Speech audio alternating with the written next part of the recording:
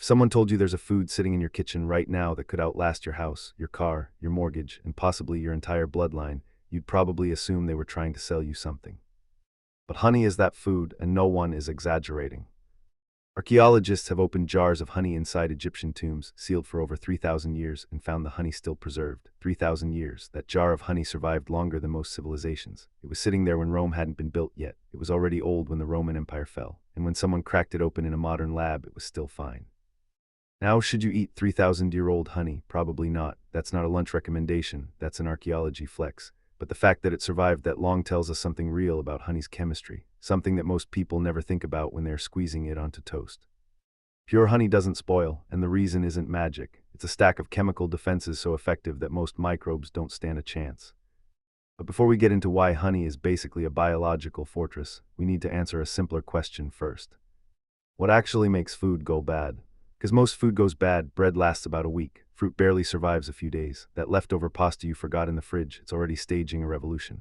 Food spoils because tiny living organisms, bacteria, molds, and yeasts land on it, find conditions they like, and start multiplying, and they multiply fast. These organisms aren't picky, but they do have a checklist. 3 things they need to thrive. 1. Available water. Not just water that exists somewhere inside the food, but water that's actually free and accessible. Microbes can't suck moisture out of a rock, they need water they can use. 2. A comfortable acidity level. Most bacteria like things nice and neutral, around the same pH as plain water. Too acidic and their internal chemistry starts breaking down. 3. An environment that isn't actively trying to kill them. That sounds like a low bar, but you'd be surprised how many foods fail to clear it. So that's the checklist: water, acidity, safety. If all 3 boxes are checked, congratulations, your food is now a 5-star resort for microbes. They check in, they multiply, and they absolutely wreck the place.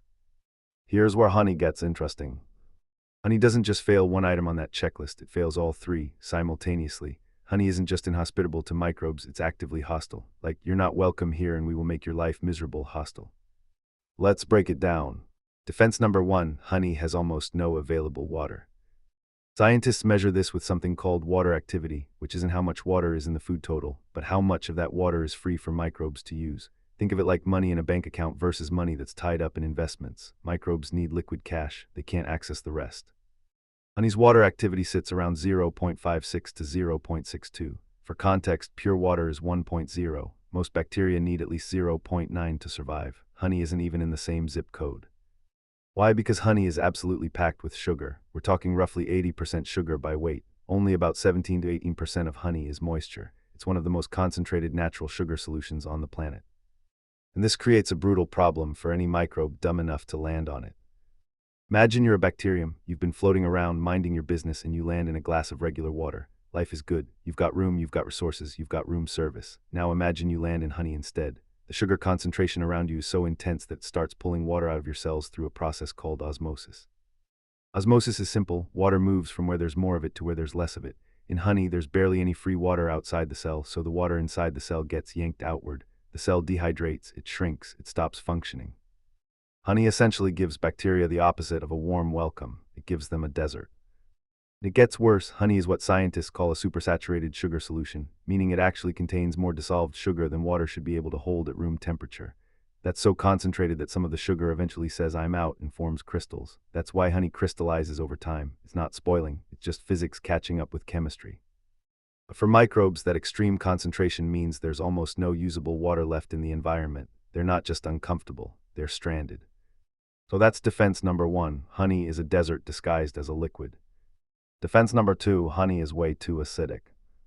Most bacteria prefer a pH around 7, that's neutral, like plain water. Honey sits around pH 3.2 to 4.5, with most types averaging about 3.9. That puts it in the neighborhood of tomatoes and orange juice. Now that doesn't sound scary. You eat tomatoes all the time, but you're not a bacterium. For a microbe trying to maintain its cell functions, that level of acidity is like trying to do your taxes in a house fire. Everything is technically still there, but nothing works right. The main acid doing the damage is gluconic acid, which bees help produce during the honeymaking process. And here's the important framing. Think of each defense as a lock on a door. Low water was the first lock, acidity is the second lock. We're stacking defenses here. 1 lock might slow an intruder down, 2 locks make it significantly harder, but honey has a 3rd lock, and it's the most fascinating one. Defense number 3, honey produces hydrogen peroxide. Yes, hydrogen peroxide, the same broad chemical family as the antiseptic in your medicine cabinet. Honey makes its own. Here's how it works. Bees contribute an enzyme called glucose oxidase, which is essentially a tiny biological machine that does one specific job. When honey gets diluted, say, when it touches a wound or absorbs a bit of moisture from the air, that enzyme activates. It breaks down glucose and produces hydrogen peroxide and more gluconic acid. Think about what that means for a second. Most foods just sit there and let microbes do whatever they want. Honey fights back. It waits until conditions change and then it deploys a chemical weapon. That's not passive preservation. That's an active immune system in a jar. And this is why honey isn't just preserved by sugar. If sweetness alone did the trick, then a jar of corn syrup, same sugar concentration, should work just as well. But it doesn't. Researchers have tested this. Artificial honey made to match the same sugar levels doesn't have the same antibacterial power as real honey. The sugar helps, but it's not the whole story. Real honey has biological defenses that a simple syrup never will. So let's recap honey's security system. Low water drains the intruders, acid burns the welcome mat, and hydrogen peroxide shows up as chemical backup. 3 independent defense systems all running at the same time. That's not luck. That's engineering, biological engineering, built by bees over millions of years of evolution. Some honeys take it even further. Manuka honey, which comes from New Zealand, contains a compound called methylglyoxal that provides antimicrobial power even when the peroxide pathway is shut down. In other words, even if you took away one of honey's weapons, some varieties have a backup plan for the backup plan.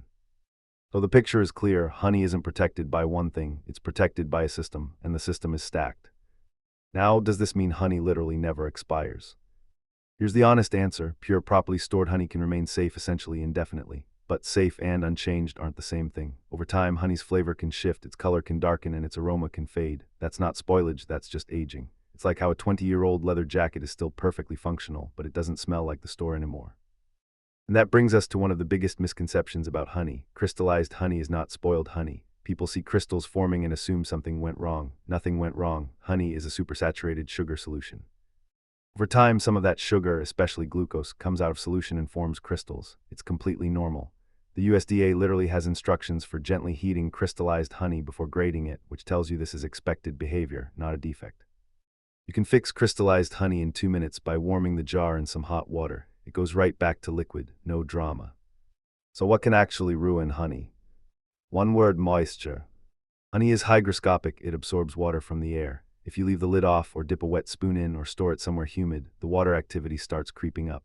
And once enough moisture gets in, certain sugar-tolerant yeasts that were sitting there dormant can wake up and start fermenting. Fermented honey isn't dangerous in the way people imagine. It's not going to poison you, but it might foam, smell like alcohol, and taste weird. At that point, it's not the stable, shelf-proof honey people are talking about when they say honey doesn't expire. Though the more precise statement is this: properly stored honey resists spoilage extraordinarily well. Poorly stored honey can absorb moisture and ferment. Honey's kryptonite isn't time. It's a wet spoon and a lazy lid. 3,000 years in a sealed tomb, no problem. Your cousin Todd leaving it open on the counter for a week, that's the real threat. And one critically important safety note that isn't about spoilage at all: honey should never be given to infants under 1 year old. This has nothing to do with whether honey goes bad. Honey can naturally contain spores from the bacteria that cause botulism, and a baby's digestive system isn't mature enough to deal with them safely. The CDC is very clear about this, so when we say honey lasts forever, we're talking about spoilage resistance, not universal safety for every person in every situation. Now, here's the part that should genuinely blow your mind. None of this was designed in a laboratory. Bees built this system through pure biology. They start with watery nectar and transform it into one of the most shelf-stable foods on the planet. They reduce moisture, concentrate sugars, and contribute their own enzymes. The result is a substance that's dense in sugar, starved of available water, acidic enough to shut down most bacteria, and chemically armed with its own antiseptic. From a chemistry perspective, honey is a beautiful example of how several small effects can stack into one enormous result. No single defense is unbeatable on its own, but together, they create a preservation system so effective that it can outlast entire civilizations. From a biology perspective, it's one of the most elegant pieces of natural engineering that exists, and it all comes from an insect that weighs less than a paperclip. So the next time you see a jar of honey sitting in the back of your pantry, maybe collecting dust, maybe crystallized, maybe years past whatever Best By date someone stamped on it, remember what you're actually looking at. It's not just a sweetener. It's not just a breakfast topping. It's one of nature's most successful preservation systems, a chemical fortress built by bees.